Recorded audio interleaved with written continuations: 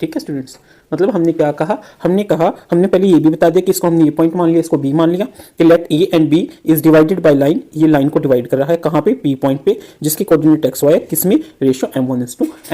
तो हमने एक छोटी सी फिगर भी बना दी है और इसको एक्सप्लेन भी कर दिया। अब हम कौन सा फॉर्मूला लगाएंगे, using section formula, using section formula.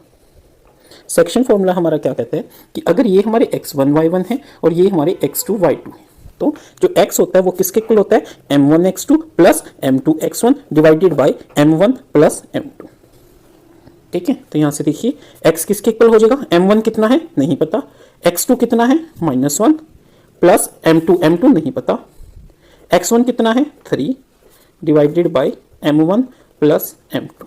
तो ये कितना आ गया, -m1 plus 3m2 divided by m1 plus m2। ठीक है स्टूडेंट्स, y क्या होता है, m1 y2 plus m2 y1 divided by m1 plus m2। y is equal to m1 हमें नहीं पता, y2 कितना है 6 प्लस m2 हमें नहीं पता, y1 कितना है -5 divided by m1 plus m2। तो ये किसके इक्वल आ गया, 6m1 minus 5m2 is equal to m1 plus m2। But given क्या है, y is equal to x। तो पुट कीजिए y की वैल्यू क्या है, 6m1 minus 5m2 divided by m1 plus m2 is equal to x कितना है, -m1 plus 3m2 divided by m1 plus m2। अब देखिए यहाँ से m1 प्लस m2 से कैंसिल आउट हो गया, क्या बच गया 6m1 minus 5m2 is equal to -m1 plus 3m2। m1 की टर्म्स एक तरफ ले लीजिए, ठीक है, तो क्या आ जाएगा 6m1 प्लस m1 ये वाला इज इक्वल टू 3m2 ये वाला, और ये 5m2 उधर चला गया।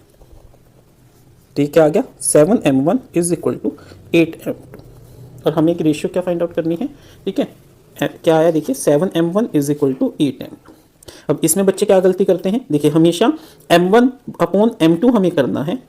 तो देखिए ये इधर चला गया तो ये 8 एज इट इज रहा और ये 7 नीचे आ गया, तो रेशियो क्या हो जाएगी 8:7, और ये ही हमारा आंसर।